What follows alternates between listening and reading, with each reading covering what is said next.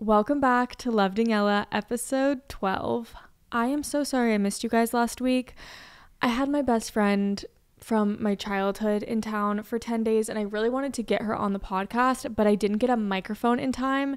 So it was all, the plan was there, but it wasn't executed and we were go, which I do want to update you guys. But yeah, I was just living in the moment, having fun, and I was like, I can't squeeze out an episode, and I wanted the episode to be great for you guys. So sorry I missed last week, but we're back and we're better. Let's start with our highs and our lows. My high. Okay, so this last weekend was F1 weekend. Reva was in town for it, and we went to a Clarins event. And when I tell you this event was luxe, they had the guy that did Glambot. So I got my Glambot moment. If you want to see that, it's on my main page. I think I posted on TikTok and Instagram. So go look. I had my moment. I wanted a little bit more of a hair flip, but I was nervous, but I still think it looks cute. But yeah, he was there. They had Getty Images there, and this is just a lot for an Austin event. Like when I would go to LA events, yeah, Getty would be there. Yeah, maybe he would be there. But I never have been to an Austin event where it was like decked out to the nines, and it was just so much fun. It was country themed. It was black tie country. There were so many familiar faces, and that's what was shocking me, because going to events in LA, yeah, you would see famous people and whatever. But here it's like a community of Austin influencers and everyone kind of knows everyone. So I was shocked when I saw all these people. Nara Smith, is that her last name? Nara Smith was there. I think that's her last name. She's the one that does like making everything from scratch. Her and her husband were there. Nina Dobrev was there. I'm like, okay, now I need to rewatch Vampire Diaries. I do that every fall. She was there with her husband. The guy, what's his name? He was in that airplane movie. Hold on. Miles Teller. I didn't even need to look. Miles Teller was there with his wife. There was just so many people. The girl that did, she was in Even Stevens, the older sister. It was just like I kept turning and being like, hello, you're in Austin. It was just really fun. And there were so many just fun people here for F1 weekend. So had a really great time. So that's my high. My high was that event specifically. That was a really great night. I went to one event. It was for a liquor company. I'm kind of brain dead after this weekend, but I went to one event, then I went to Clarins, and then I went to Sports Illustrated. And I was like, what? Imposter syndrome is coming in.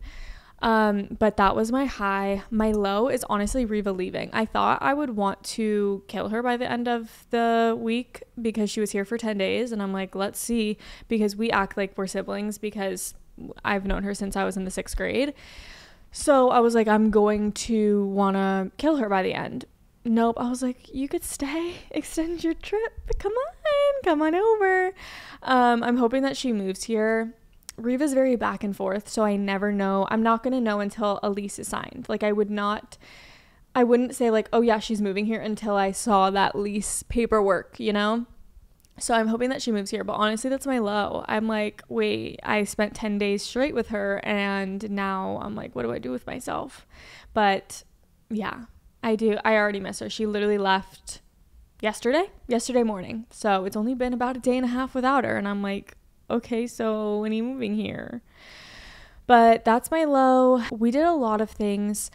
We went to a lot of events. It was F1 weekend. We went to a USA soccer game and a lot of things all in between. But I had the best time ever. And yeah, that's my little recap. We'll keep it short and sweet. But today I want to talk about being a magnet and having magnetic energy because I have been feeling magnetic lately when it comes to making friendships, when it comes to business ventures, when it comes to random people. I feel like my energy has been magnetic where people are drawn to me, which is so nice. And it's like, I don't know, I feel like I'm a psychic where I speak something into existence and the next day it happens. And I have been feeling a little witchy, and I feel like it's because I've been practicing magnetic energy and just being a magnet, and I want you guys to be able to do that too because it is so powerful just tuning into that energy, it's insane. I was walking down the street and I told my boyfriend, I really want to work with this company. Like, I forgot they're in Austin. I really want to work with them. Spoke it out into existence. Me putting that on my to-do list, like, oh, I need to tell my management I want to work with them. The next day, I get a DM from this brand saying, we'd love to have you and host you. I'm like, were you listening? It's just crazy. It's crazy when you tap into this energy source, what can happen for you. And yeah, so let's get into it. I made a whole list for you guys, and I just want us to all radiate the most magnetic energy, and I want it to ooze from us. So this is how to radiate that energy and how to command a room, because that, at the end of the day, you know that type of person that comes into a room and you're like, why am I so drawn to them? Their energy, everything. When someone walks into a room like that, game over. So you have to practice that so that you become that person, because that person seems so attractive, so out of reach. You're like, that girl is the most beautiful girl I've ever seen. And it may not even be her features. It is literally how she walks into a room and has the most confidence that you're drawn to her and you're like, wow, there's not a single flaw. And it's crazy what you can turn into looking the exact same, but just turning up the confidence. It's crazy. So let's do that together. The first thing is changing your mindset that everything is happening for me, not to me. Things aren't happening to me. Bad things aren't happening. If you think I went through this horrible breakup because there was someone better out there for me, that's what the reasoning behind it. It's not, why me? I'm never good enough. If you genuinely believe that things are happening for you for the greater good of your life will absolutely change. It is so crazy when you are negative, how much of a weight that is, and it just spirals into bad shit constantly happening.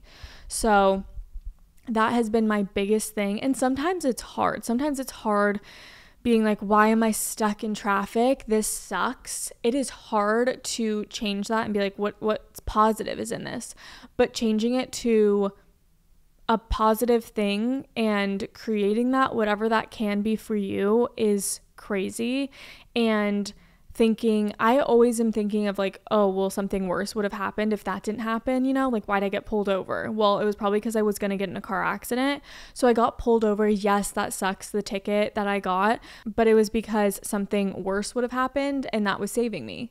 And then you start just thinking life is happening for you, and it is crazy. And it's really hard, I think, to change into that perspective, but practice it in little things in life, and things don't become as heavy as they once were. I also think people around you can feel energy, and if you're negative and constantly complaining about your life, about things that are happening to you, people aren't receptive to that energy. People want to be around you when they're like, wow, her energy is intoxicating. Her energy makes me feel good.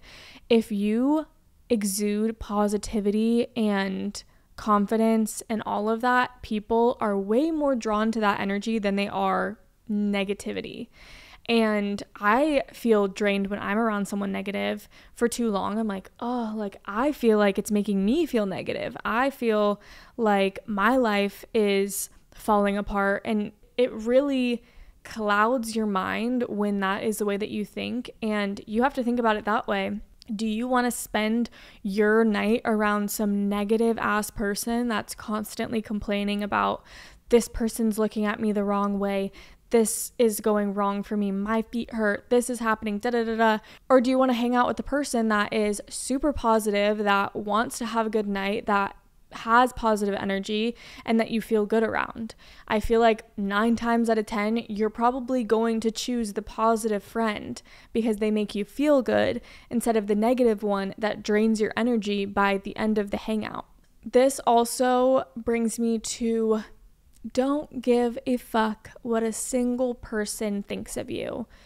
When you start detaching from the outside opinion of you and you just do what feels good and you genuinely stop caring what other people think about you, it makes your energy that much greater, because someone's opinion of you does not define you. Everyone is going to have different perspectives of you, but if you have that confidence where if someone doesn't see your worth, you can tell yourself they just don't get it. I am a 10 out of 10 friend, a 10 out of 10 partner. I am the best person to be around. When you genuinely feel that and you think that your energy is worth something, more people are attracted to that. It's just keeping your energy warm. I want to be a warm light in this world, and I can't change someone else. I can't change how someone else is acting towards me. I can only control the way that I react. So if someone wants to be a mean bitch to me, I can always choose how I react to that. I do not have to stoop to someone's level, because I know my worth and my energy is not worth that. So I feel like constantly trying to stay positive and warm is always like my number one, because sometimes people try you, and I'm not saying that you are always perfect, but tuning into that and really not caring because that opinion of someone else is stupidity. You know, at the end of the day, their opinion of you is stupid and I don't give a fuck. Stay in your lane then. You don't get the privilege of being around me. That at the end of the day, that's what that is. So that is kind of the practice of detachment, of knowing that whether that's a stranger or someone in your life that doesn't see your value, you knowing that you will be okay with or without someone, that you love your own company. I feel like getting comfortable in your own company and realizing that that's home.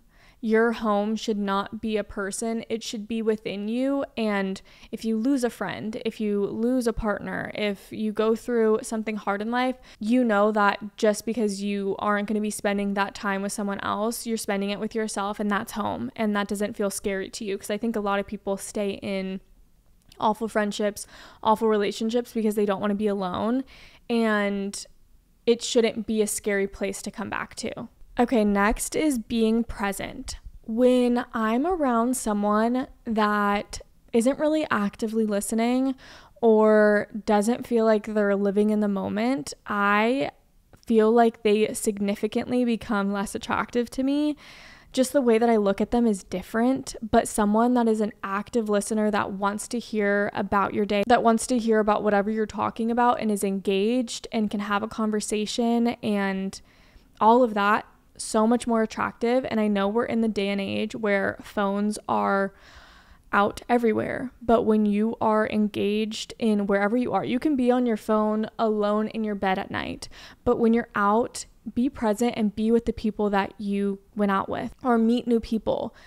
I feel like a lot of the time we use our phone as a crutch, and that makes you not look as confident. That does not make you look as magnetic if you're sitting in the corner on your phone, because that's your like safety blanket. So practice next time you go out, putting your phone in your bag and not reaching for it unless it's an emergency or unless you need to like talk to someone. I think that is a major sign that you are not confident in yourself, is if you spend your time on your phone in public places. I think also when you're in public places and you're having conversation with people, eye contact makes you look so much more confident, so much more magnetic. When someone can make good eye contact, not creepy eye contact, do not be staring at someone and like make it soft, but not being scared of making eye contact, of talking directly to someone and being able to hold that eye contact where you're speaking to someone. I feel like that is really important. Or when someone's speaking to you, you're looking at them. I know sometimes it can feel awkward, but practice it. Practice it in small amounts. Maybe when you're talking, you want to talk off into the distance. That makes you feel more comfortable. I naturally do that when I'm podcasting because I'm looking at just a circle. So I feel like I naturally just like look off. But if that's what makes you feel comfortable, looking off when you're talking, but when they're talking to you, looking in their eyes and actively listening, game changer. I also think that if you struggle with confidence, try affirmations. Look at yourself in the mirror every day and list the things that you love about yourself. Say, I am confident. I ooze good energy. I am a positive person. If you struggle with that, affirmations are always good. If they're good for people that already have confidence, constantly affirming that what you think about yourself is reality and saying that and speaking that out into existence, do it. Affirmations. I love affirmations. Some people put little sticky notes on their mirror. If that's what you need to be a reminder, absolutely do it. And kind of like affirmations, manifestation is so powerful. Speaking things that you want in your life into existence and writing it down, whether it's sitting there once a week and really speaking the things that you want in life out and believing you already have them. If you really want something, you have to move like you already have it. If you're moving like, oh, I can't make friends, I am shitty in relationships, I don't know what I like. If you move in life like that, that is going to be your reality. But if you move in life, even if you don't have something to back that, where you have always struggled with making friends, or maybe you don't have that many friends and you constantly tell yourself, oh, I'm not good at that, you're probably never going to make friends. But if you're sitting there like, I am really good at making friends. I haven't met my people yet, but I am really good at making friends and attracting people that I want in my life. You have to move like that. You cannot sit there and be self-deprecating, because that becomes your reality. I think having magnetic energy is absolutely so powerful in this life, and believing in yourself is so powerful in this life. I have gone completely 180 and used to be so self-deprecating, especially when I lived in LA. I used to tell myself I'm so bad at making friends, I'm so bad at meeting the right people. And I have unlearned that and have been only talking positively about myself. And I have been meeting all the right people. And I am constantly putting myself out there and meeting new friends and being like, wow, that wasn't as hard as I thought. You know, you have to really believe that you can do those types of things. But we're just going to keep this episode short and sweet. I have my boyfriend coming on a plane in a few hours, so I've got lots to do, but let me know what you want to hear next week, and everything is linked down below. I have my little advice column, all of my socials, and yeah, I'm glad to be back. Sorry I missed last week, but I will be back next week, so I will see you next Tuesday.